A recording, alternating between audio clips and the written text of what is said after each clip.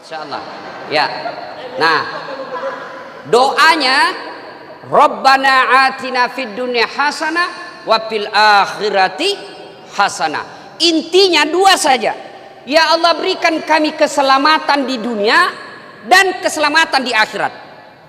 Ini penting. Ada orang jaksa di dunia, keraknya neraka ditempati. Ada orang pengusaha di dunia, akhirat menjadi bahan bakar api neraka. Ada orang anggota DPR di dunia, dimuliakan dia di dunia, di akhirat menjadi manusia sehina-hinanya. Tentu kita tidak mau. Kita berharap kita ketua MA di Indonesia, kita juga menjadi penghuni surga. Kita berharap kita pengusaha di dunia, tapi kita juga akan menjadi penghuni surga di akhirat. Dan inilah doa kita. Nah sekarang, sebelum kita sampai ke surga, kita mau surga dunia dulu, bos. Jangan sampai yang ada di benak kita ini Islam itu nerakanya dunia. Adakah surga di dunia ini? Ada surga di dunia? Ada, itulah yang disebut fid dunya hasanah. Lalu yang jadi pertanyaan buat kita, apa sih surganya dunia ini? Menurut para ahli tafsir, yang disebut surganya dunia itu 4 syaratnya. Berapa ibu? Berapa pak? 4, bukan 4 istri. 1, yang disebut fid dunya hasanah, surganya dunia. 1, punya pasangan yang baik agamanya, bukan yang cantik rupanya. Karena ternyata makin cantik istri, makin besar masalahnya pak. Siapa bilang istri cantik bukan masalah? Istri cantik, suami jelek, masalah pak. Bener. Berarti bagus kalau jelek istri. Jelek istri juga masalah, dihina orang. Kita lagi yang malu jalan sama dia. Duluan aja dek, nanti saya menyusul. Coba. Cantik istri masalah, jelek istri masalah. Nah, Bapak Ibu saudara-saudara sekalian, berarti yang baik itu punya pasangan yang bagus. Yang bagus itu siapa? Yang baik agamanya. Karena Nabi katakan pilih seorang istri 1 karena kecantikannya. Cantik penting, tapi kalau agamanya hancur, cantiknya menjadi sengsara kita. Cantik juga penting pak. Kenapa? Karena istri kita 24 jam di depan kita. Apalagi kalau kita sudah pensiun. Hampir setiap saat kita ketemu. Baru bangun dia lagi di depan kita. Mau makan, ada lagi sih dia ini pak. Mau tidur, la haula, ada lagi dia pak. Jadi kalau jelek pasti cepat ganti casing. Maka istri yang baik itu kata Nabi, yang membuat suaminya tenang di rumah, bukan yang cantik. Cantik penting, tapi tidak boleh prioritas. Yang kedua, supaya punya pasangan yang baik. Ini terutama adik-adik nih yang lagi galau cari pasangan, atau bapak-bapak yang berani tambah lagi. Yang kedua, kata Nabi, pilihlah dia karena kekayaannya. Kaya penting, tapi tidak boleh prioritas. Kenapa? Kalau dia kaya, agamanya tidak bagus, dia pandang enteng suaminya. Apa kamu? Ini rumah saya yang punya, ini mobil bapakku yang belikan kamu, kamu pegawai negeri. Menderita kita kalau dia kaya tidak punya agama yang baik. Penting cari orang kaya. Tapi saya bilang sama istri saya, sayangku, ndak usah kau galau soal uang. Uang tidak dibawa mati. Dia bilang mama nyecek, betul uang tidak dibawa mati. Tapi kalau tidak ada uang rasanya mau mati. Selalu salah pergaulan lagi istri saya ini. Kan? Yang ketiga kata Nabi, pilihlah dia karena apa? Karena keturunannya. Itulah sebabnya orang Jawa mengatakan bebet, bibit, dan bobot. Tapi tidak boleh jadi tinjauan prioritas. Kenapa? Ada orang bapaknya ulama, anaknya pengkhianat. Ada orang anaknya pengkhianat, bapaknya Nabi. Nabi Ibrahim Bapaknya itu Azar, penyembah berhala. Bukan cuma penyembah berhala, dia yang bikin patung berhala. Anaknya jadi nabi. Ada juga bapaknya nabi, anaknya jadi pengkhianat. Nabi Nuh alaihi salam. Jadi penting cari keturunannya, tapi tidak boleh jadi prioritas. Dan kata Nabi yang keempat, kalau kalian mau tenang, utamakan agamanya. Agama nomor 4. Tapi anak mahasiswa saya bilang, Ustadz, secara hierarki, kenapa agama nomor 4? Mestinya agama nomor 1. Saya bilang betul nomor 4, tapi dia tidak titik di situ, dia koma. Utamakan agamanya, karena dengan agama kau dapat segala-galanya. Ada orang bukan keluarga baik-baik, bapaknya barangkali satpam saja, bapaknya barangkali cuma asongan, tapi bagus agamanya, miskinnya tidak jadi masalah, karena tutur katanya yang membuat kita tenang. Ada orang kan susah dapatnya ini Pak, dialah cantik, keturunan baik-baik, anak orang kaya, kemudian bagus agamanya, bahkan hafal Quran. Satu cewek berkumpul 4 ini Pak, 1000 cewek belum tentu ada 1. Iya toh, yang banyak dia cantik, mukanya kesurupan. Ada lagi cerdas, ada lagi bagus akhlaknya, otaknya lagi hancur. Karena begitu, untuk mencari sempurna 4 ini, kalau ada di kompleks ini Pak Said Didu, ada di Bapak dapat di sini, tunjukkan saya juga masih mau. Ini kata Pak, tidak susah Pak. Maka berawal dari cara memilihnya. Maka beruntung Bapak Ibu sekalian kalau punya istri, dengar ini Bapak-bapak, beruntung Bapak kalau punya istri yang bagus agamanya, bagus akhlaknya. Beruntung Pak. Dan sengsara Bapak punya istri hancur mukanya, jelek akhlaknya, otaknya beleng-beleng. Hancur ini Pak. Iya toh. Maka ibu-ibu, kalau mau dapat surga dunia, jadilah istri yang soleha. Bapak-bapak mau dapat surganya dunia, jadilah suami seperti Rasulullah. Biar kata rumah kita bocor-bocor, orang kata mobil kita lebih sering mogoknya daripada baiknya, tapi suami istrinya baik, insya Allah surga dunia. Yang paling sengsara, jeleklah istri kita, tukang ngomel lah dia, tukang gosip, ndak sholat, ndak tahu masak. Dia bilang nyesal saya pilih kamu, terlambat bos. Karena ini banyak orang menderita gara-gara istri Pak. Dan banyak orang sengsara istrinya gara-gara suami. Halo ibu, ibu, bu, bu. Ini banyak yang ibu-ibu dia bilang begini. Kalau marah sama suaminya, Pak, kau pilih mamamu atau saya istrimu. Bapak pernah dikasih pilihan begitu? Pernah toh? Nggak usah ngaku, yang penting, oh saya pernah ini Ustaz. Ibu-ibu pernah kan ngomong begitu sama suami? Hah? Nah, pencitraan lagi tuh. Iya kan? Ini kalimat yang salah. Bu, bu, ibu, coba lihat ini suaminya ibu.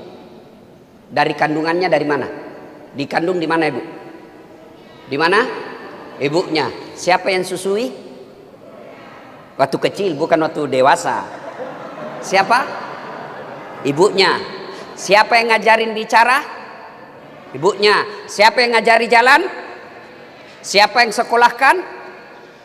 Ibunya. Nah sekarang siapa yang terima gajinya? Woi, jawab ini bu. Siapa? Ini kamu. Ayo. Siapa yang nikmati rumahnya yang mewah? Istrinya. Maka demi Allah, ketika istri durhaka sama suaminya, demi Allah Nabi jelaskan, jangankan kau masuk surga, baunya surga diharamkan bagimu. Gimana ceritanya dia mau bandingkan dengan ibu kita? Kita dari rahim ibu, disusui ibu kita. Masih ingat waktu ibu menyusui? Masih ingat ibu? Apalagi ketika usianya 7 bulan. Nak, kok gigi saya nak? Coba. Diajarinya ibu kita bertutur kata yang baik. Diajarinya kita jalan. Diajarinya kita hak batil. Lalu setelah kita dewasa, mapan, punya gaji, siapa yang kita bikinkan rumah? Istri.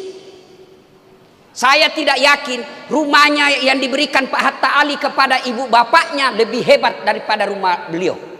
Tidak mungkin. Saya jarang sekali melihat anak rumah orang tuanya lebih cantik daripada rumahnya sendiri. Padahal ibunya yang besarkan dia. Siapa yang nikmati gajinya? Istrinya.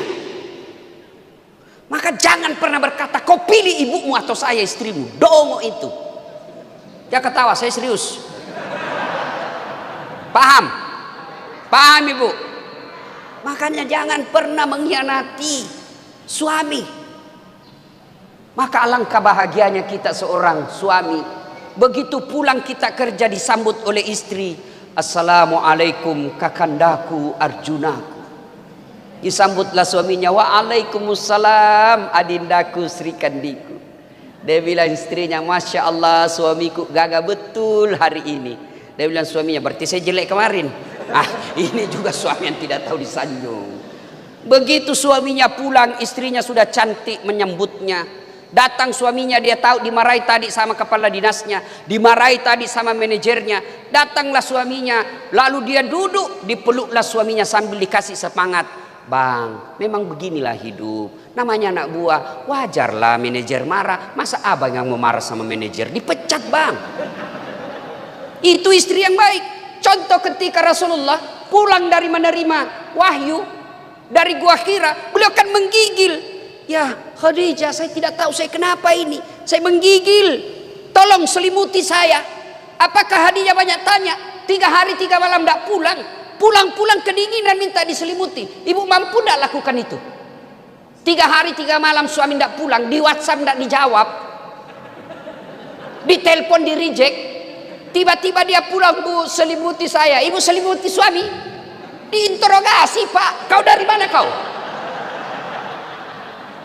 Jangan ketawa, saya serius ini. Maka istri yang baik itu, datang suaminya, dia memberikan spirit, hadir membesarkan suaminya. Apalagi kalau sudah dia peluk-peluk suaminya sambil menyanyi. Bila kamu di sisiku, hati rasa syahdu.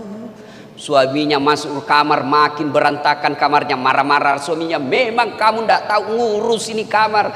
Istrinya peluk lagi dari belakang sambil menyanyi. Insaflah wahai manusia. Oh senang itu suami. Jangan malah mentah-mentah suaminya sudah mulai sakit-sakit pensiun tua. Dia usap-usap rambutnya sambil menyanyi. Bila Israel datang. Masya Allah. Pak, surga dunia kan kalau kita punya istri yang enak dipandang, tutur katanya lembut, dia muliakan suaminya, suaminya stres hadir istrinya. Dan demi Allah, ini rahasia laki-laki bu. Oh ibu, bu, ini rahasia laki-laki. Jangan sampaikan kepada mereka yang tidak hadir ya. Ini kita rahasia bersama. Bapak pasti sepakat. Kita laki-laki tidak mungkin mengkhianati istri kalau dia hormat sama suaminya. Oh saya pak, bapak kira jadi ustadz gampang? Banyak godaan pak. Pura-pura curhat janda-janda. Ustadz, saya ada masalah Ustadz. Ujung-ujungnya bolehkah ketemu Ustadz? Saya bilang saya carikan Ustadz. Saya mau Ustadz. Saya punya istri. Dia bilang tidak apa-apa, tidak resmi pun tidak apa-apa Ustadz. Coba. Tapi apa? Semakin baik istri saya bilang. Dalam hati saya, tidak mungkin. Istri saya hafal Quran, masih muda, cantik pula, sopan pula. Tidak mungkin. Tapi coba kalau suka ngomel. Tidak pernah cantik. Kita pulang gas tertinggi sebelah. Kelihatan tali BH, penuh bedak di sini, nonton angka ketek. Bagaimana kita tidak serangan jantung? Nah, coba. Begitu juga kita punya suami. Bapak-bapak, masih ingat waktu menikah? Masih ingat waktu menikah? Masih ingat? Masih? Apa yang Bapak ucapkan ketika dinikahkan? Saudara Dasat Latif, saya nikahkan engkau dengan anak gadisku Naura Sidkia Nasrun dengan mahar tunai karena Allah. Bukan tunai karena ketua MA, tunai karena menteri agama. Tidak, tunai karena apa? Karena Allah. Masih ingat istri waktu dinikahi, Pak? Bapak-bapak masih ingat? Masih? Ada telinganya? 2. Hidung lubangnya? Lengkap. Coba. Mata? Lengkap. Original semua, Pak. Bapak ready terima jadi. Tidak perlu lagi diajar bicara. Tidak perlu lagi diajar jalan. Bahkan dia sudah sarjana. Cantik pula. Bapak ambil anaknya orang untuk dihalalkan 24 jam. Lalu Bapak sengsarakan. Lalu Bapak hina. Gimana Bapak mau mencari nafkah dengan berkah? Coba lihat itu. Dari siapa mereka istri kita? Dari rahim ibunya. Siapa yang sekolahkan dan didik dia? Ibu bapaknya. Lalu setelah menikah siapa yang diikuti? Siapa yang diikuti? Suaminya. Lalu berkhianat bapak kepada istri. Demi Allah, bapak bukan orang baik, kata Nabi. Bukanlah bagian dari umatku suami yang tidak tahu memuliakan istrinya. Bapak muliakan istri. Kalau dia ngomel, Ustaz, ngomel, itu normal. Kalau ada istri di rumah tidak suka ngomel, abnormal. Ada masalah itu pasti dengan channelnya. Biasalah. Kenapa ibu kita suka ngomel? Bayangkan, gaji 5 juta 1 bulan, 4 anak, cicilan motor, gimana mau cukup kalau zaman sekarang? Tapi itu hebatnya istri kita. Dia berusaha mencukupi itu untuk 1 bulan 5 juta itu. Coba bapak pegang 5 juta 1 bulan. Mana cukup? Tapi istri mampu. Nah, rasa dongkolnya itu dibawalah ke ngomel. Maka resepnya jangan dibalas. Kalau dia ngomel, rumusnya hadapi dia dengan diam. Semakin bapak balas, semakin hebat dia bicara. Bapak cerita 1, dia sudah sampai 10. Dan itu terus dia ungkap. Itulah itu normal, biasa. Dan cara menghadapi istri begitu, tanamkan kesabaran, hilangkan ego. Kalau bapak muncul ego, saya yang cari nafkah dari pagi sampai malam, saya carikan kau duit, saya belikan kau AC, saya belikan kau mobil, lalu kau maki-maki saya. Setan yang ngomong begitu. Istri ngomel, bapak diam. Biarkan saja dia. Sudah ngomel, selesai sayang, selesai. Saya sudah boleh tidur. Ketawa sudah itu. Atau bapak-bapak yang besar perutnya, gampang pak, yang besar sekali perutnya. Kalau istri marah, buka baju pak, kasih goyang perut, berhenti dia marah pak. Coba amalkan pak. Tapi kalau ego masuk, saya ini yang kaya, saya ini yang berikan kau rumah, itu setan yang bicara. Tapi ngomelnya istri, jadikan amal. Gimana caranya? Diam. Tidak bisa saya diam Ustaz. Ambil pil tidur, pak 2 biji, tidur pak. Dan itu juga ibu kalau ngomel, kalau suami tidak ngomong, jangan disuruh ngomong. Karena juga itu kita diam. Kenapa kau diam? Kau balas apa penjelasanmu? Diam pak. Suami yang soleh, istri yang soleha, itulah hebatnya dunia. Tapi kalau istri bermasalah pak, nerakanya dunia pak.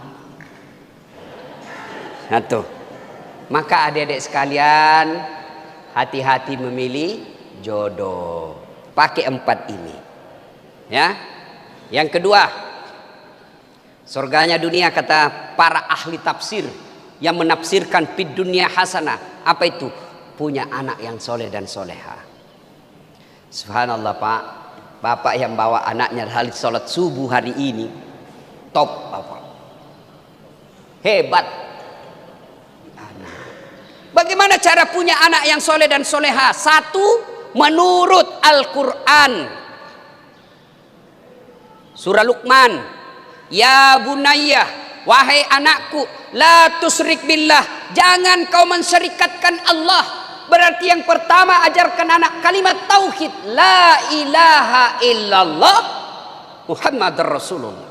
Itu dulu. Yang kedua, paling penting, jangan kasih makan uang haram.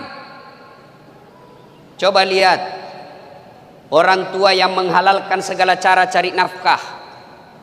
Lihat anak-anaknya. Lihat anak-anaknya. Pak, ada 3 kewajiban orang tua kepada anak. Ada yang tahu? Saya kasih hadiah. 3 kewajiban orang tua kepada anak. Ada yang tahu? Ayo, satu. Ada hadiahnya. Sini Pak, sini, cepat-cepat. Ini Pak, cepat-cepat. Matahari sudah terang. Ayo, cepat Pak, cepat sedikit. Kewajiban ini Pak. Kewajiban orang tua kepada anak. 1. Kewajiban orang tua kepada anak yang pertama yaitu menikahkan, mendidik anak dulu. Langsung menikah. Yang pertama apa dulu Pak? Kalau yang laki-laki apa namanya? Terlalu lama waktu. Sudah hadiahnya. Terima kasih. Terima kasih. 1. Lahir kasih nama yang baik. Itu dulu. Nama yang baik bukan nama-nama artis. Nama yang baik bukan nama selebritis. Nama yang baik, nama yang ada doa dan harapan di dalamnya. Saya kasih kau nama nak Khalid. Khalid ini salah satu sahabat, Khalid bin Walid, yang awalnya berperang dengan Nabi. Setelah masuk Islam, hidupnya habis untuk membela agama Allah. Saya mau kau seperti itu. Itu nama. 2, kata Nabi, kewajiban orang tua setelah kasih nama yang baik adalah berikan makan. Cari makannya halalan thayyiban wasi'an. Halal baik banyak. Yang ketiga, didik. Dari 3 kewajiban orang tua kepada anak ini, kita terlalu sibuk cari makannya, terlalu sibuk beri makannya, lupa didiknya. Padahal yang paling susah bukan cari makan. Kenapa? Tidak ada anak di komplek ini mati kelaparan. Ada yang mati kelaparan di kompleknya Bapak? Tidak ada. Yang mati narkoba mungkin ada, mati tabrakan mungkin ada, mati tawuran mungkin ada. Berarti yang sulit bukan cari makannya, tapi yang sulit mendidiknya. Ibu-ibu, tahu cicak? Tahu cicak? Bapak-bapak tahu cicak? Apa dia makan cicak? Apa? Nyamuk. Masuk akal enggak? Cicak cuma di dinding, nyamuk terbang. Gimana caranya mau ketemu? Tidak ada terminalnya. Tapi Allah Maha Kaya. Dengar lagu kita waktu kecil. Ini lagu-lagu kita kecil kan enak. Cicak-cicak di dinding, diam-diam merayap. Diam-diam merayap. Datang seekor nyamuk. Nyamuk yang datang. Tidak dikatakan nyamuk, cicak lompat ke nyamuk. Patah-patah kasihan cicak Pak. Tapi nyamuk yang masuk, Allah perintahkan. Nyamuk masuk kau di mulutnya ini. Itu lagu-lagu dulu Pak. Memang ada nasihatnya. Kita waktu muda dulu, kita lagu-lagu kita kan enak Pak. Lagu paling Romai Rama. Mengapa mengapa minuman itu haram? Karena merusak kepikiran. Mengapa berzina juga haram? Karena itu cara binatang. Mengapa semua yang asik-asik itu diharamkan? Mengapa semua yang enak-enak juga diharamkan? Jawabannya itulah perangkap setan. Umpannya ialah bermacam-macam kesenangan. Kalau lagunya anak-anak sekarang di TikTok apa? Putar ke kiri nona, putarlah ke kanan, apa itu putar kiri kanan ke beleng-beleng. Tuh, ya, yang kedua, punya anak yang soleh dan soleha. Yang ketiga, karena waktu terbatas. Yang ketiga, punya harta yang bermanfaat, bukan harta yang banyak. Alhamdulillah, Satu saudara kita hadir menghadirkan masjid. Inilah yang disebut harta manfaat. Pak Haji, deposito bapak meninggal siapa yang punya? Anak. Iya, kalau anak kita baik. Anak kita baik tapi takut sama istrinya, susah Pak. Dia mau nyumbang, bikinkan bapak dulu. Hah, bapakmu terus. Dia bilang, sudahlah kalau begitu ngamuk lagi kau. Sudah, takut sama istrinya. Ada takut sama istrinya di sini? Ada? Berhenti kau jadi laki-laki. Hah, ngamuk Ustaz. Dia pecahkan piring, pecahkan juga. Dia pecahkan hak televisi. Alhamdulillah dia berhenti nonton sinetron. Televisi, piring, gelas boleh dibeli. Harga diri sebagai suami tidak boleh diinjak-injak istri. Takbir. Nah, itulah semua yang takut sama istrinya itu tadi. Pak, Bu-ibu, halo, Bu, itu cincin berlian emas ibu pakai. Begitu ibu meninggal siapa yang punya, Bu? Anak, istri kedua. Ayo, maka Bapak Ibu sekalian, sedekahlah. Rumah, ruko, tanah belum tentu kita punya. Yang kita punya kata Nabi hanya 3. 1, yang habis kamu makan. 2, yang hancur kamu pakai. 3, yang telah kau sedekahkan. Maka kalau Bapak lihat sepatunya Ustadz sudah mulai hancur-hancur, kasihlah itu Ustadz, karena dia akan keliling-keliling Pak. Bapak dapat pahala. Saya bilang sama Pak Andi Rukman, woi, jauh-jauh ini sepatuku ini. Kan beliau kasih saya sepatu. Sudah jauh-jauh ini sepatuku. Sampai lagi ke Irian, sampai lagi ke Sumatera. Dia bilang sudah mulai jelek itu Ustadz, saya gantikan lagi. Oh, dan diganti lebih bagus lagi. Tinggal saya tunggu dari Pak Said Didu. Yang ketawa, saya serius ini Pak. Mbak, saya enggak usah kasih saya jas, enggak saya pakai. Enggak usah saya kasih dasi kupu-kupu, kapan saya pakai. Tapi takmir masjid, pengurus masjid, kasih dia sarung tiap hari dia pakai. Maka sedekahkan, dan demi Allah tidak ada orang bangkrut kalau dia bangun masjid. Tanya beliau. Ada orang bangkrut di sini gara-gara bangun masjid. Pak Ustadz, itu rumah di sudut yang besar kaya sekali dulu itu Ustadz. Cuma karena dia bangun masjid jadi bangkrut. Ada? Yang bangkrut gara-gara selingkuh. Pelakor. Sekarang lagi musim pelakor Pak.